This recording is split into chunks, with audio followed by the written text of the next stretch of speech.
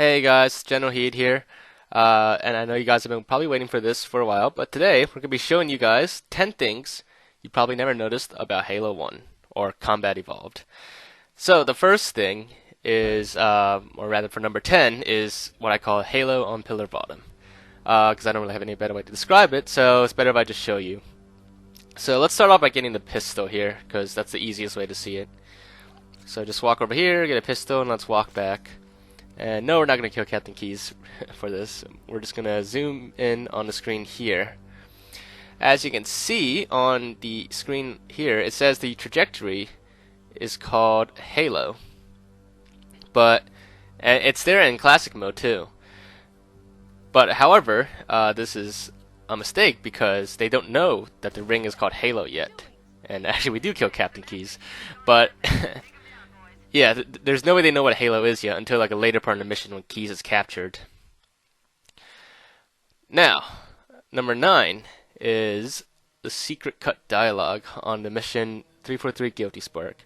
And as far as I know, this only comes up on Halo Combat Evolved Anniversary. I don't remember if it came up on the original version. But basically, just look at the cutscenes here. I mean, the subtitles.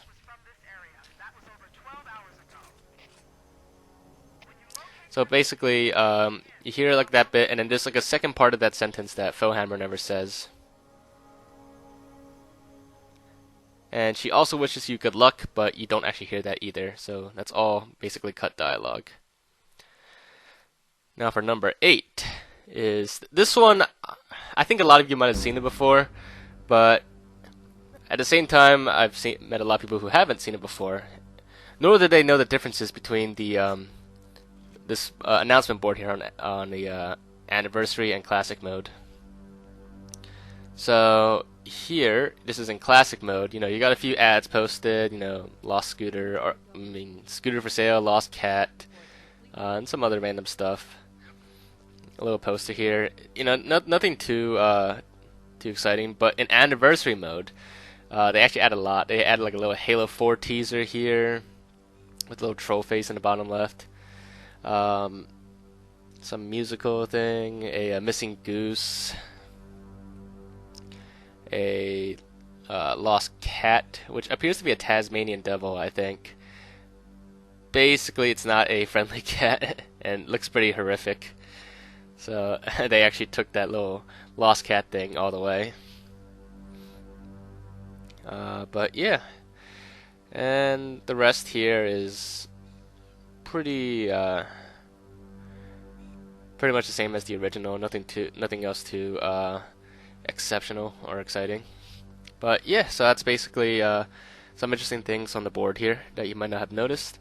And another thing with that board is later on a mission in the mall, when you come back, that announcement board is nowhere to be found. There's like no evidence it was ever there actually. And if you switch to classic mode, you get like a really weird textured wall, kind of. It's like, I don't know, it's like kind of glitched out. So I don't know if like the board is missing because of a glitch or like an oversight, but it's just not there at all on the mall. Now, for number 7, and this one I almost wanted to make a separate video of, but I figured it's better just to include it here, and that is the Friendly Flood.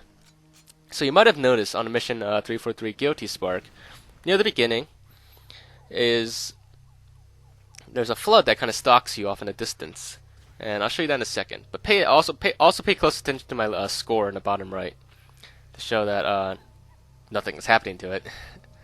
Basically, it should stay 0 the whole time. But there you go. A flood randomly spawns out in the distance and looks at you and runs away. And if you looked on my radar, it comes up as friendly. There'll be another one here, right up ahead over there. And see, it's running away, and it pops up as a friendly blip on my motion tracker. And as you see, my score is still 0, so that'll be important in the next part. So I thought, because it shows up as friendly, what happens if you kill it? Or at least try to kill it. So let's do that now. Let me get my score a little higher, because I lost some points when I reverted to the last checkpoint. So here we go. There's the flood. We're going to shoot it. I think we got it. Yep. if you got it, it'll say you lose 13 points. It'll count as a betrayal, actually, which is kind of odd that the Flood, which is like a really dangerous enemy technically, is considered a friendly here, and if you even attack it, you lose points. Let's try the next Flood here, up ahead. So we have 11 points right now, and there he is. So we're just going to shoot at it. I don't know if you could permanently kill these Flood, because they seem to get back up no matter what, and always run away. I've tried to like kill them permanently, but it never happens. But as you can see there, I just lost 13 points.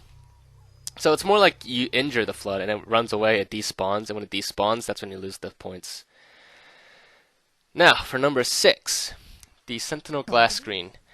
On this cutscene on the mall, if you were to watch through the entire cutscene, you'll know that around this part, after Master Chief tells Cortana about his plan to blow the reactor, a few Sentinels will fly in and try to kill you.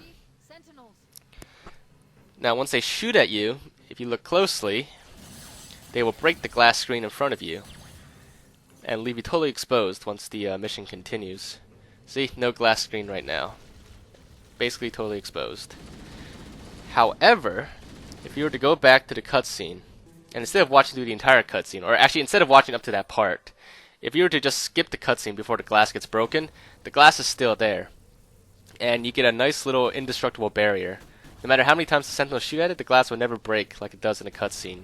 So it's, especially on legendary difficulty, it's a good barrier to give you some protection and to attack the Sentinels back. So that's maybe something you never noticed that you could do. Now, for number 5.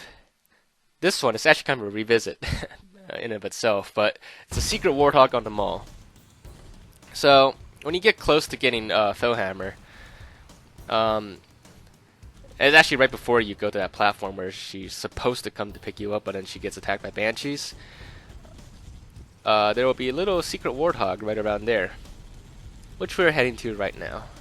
It will be just up ahead after this part. This is the last section you drive through before you get to the Fellhammer pickup point.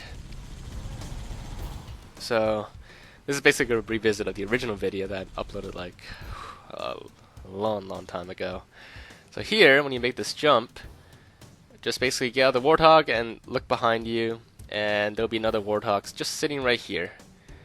Most people will just basically zoom by this part and fly over it, and you never would have noticed it. But it is there for you to use if you want. I don't know why it was placed there. Maybe if you lost your Warthog for some reason, but I mean, I don't really see how you could lose your Warthog at this point. But it's there. Another Warthog to use. Nothing special about it, just hidden, kind of. Now for number 4, well, this is basically self-explanatory. Just listen to the cutscene, and I'll be right back.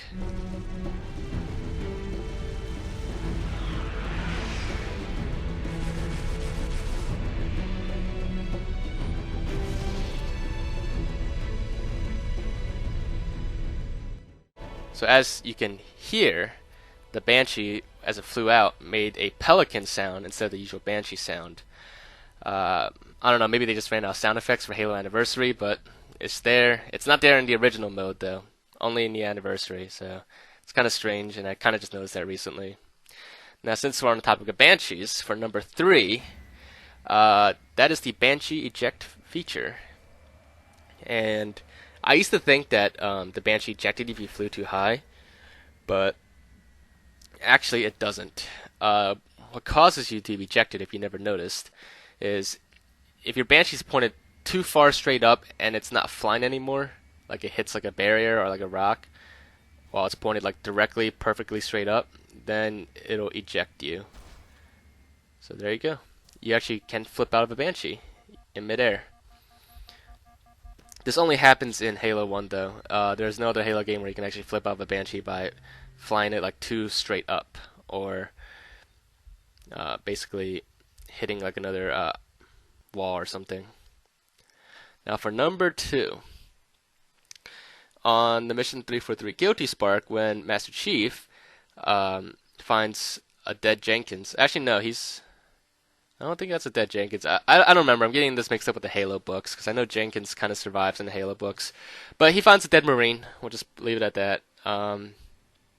And he takes the Marine's helmet, Oh no, actually no, the helmet chip is on the ground. So yeah, he just finds like a random dead marine, and then he picks up Jenkins' helmet recording, and he watches it.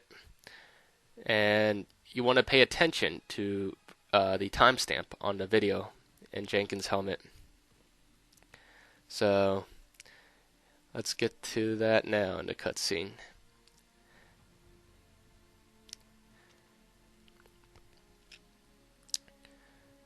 Yeah, see, in the Halo books, apparently Jenkins survived the flood infection, like semi-survived. He was still like somewhat conscious and everything, but he wasn't fully infected. So it's kind of strange, and I always kind of get that mixed up with the game sometimes. But as you can see here, the timestamp says like May 27th, 2552, I think. I might have just missed that, but that is actually the incorrect date in the game. According to Halo lore, this particular mission, 343 Guilty Spark, and overall the events of Halo Combat Evolved, take place on September 20th, 2552. So he's like 4 months too early. It's the wrong date. I believe it was explained that Jenkins did not set the time correctly on his helmet. But that's definitely something that most of you probably never notice unless you like really like know the Halo lore and pay attention to the dates on the timestamps. Now, number one is one of my favorite things in Halo, and I only noticed this recently thanks to someone from my YouTube comments that wanted to show me. And that is, if you look inside these cryopods from a certain angle, and you have to be in classic mode to see it. But if you look at a perfect angle, you'll see inside is a Headless Master Chief. You can only see it at a specific angle, though, and if you switch to anniversary mode, you will not be able to see it. But yeah, basically inside you see Master Chief lying in there, but with no head. So yeah, I hope you guys found this interesting and maybe enlightening and eye-opening for some of the things. And if you did enjoy this, make sure to leave a like and leave your thoughts in the comments if you have anything else you want to share. And as always, make sure to subscribe if you haven't already. And we've got a lot of other cool videos coming up soon, so as I always say, just stay tuned. And we'll see you guys next time.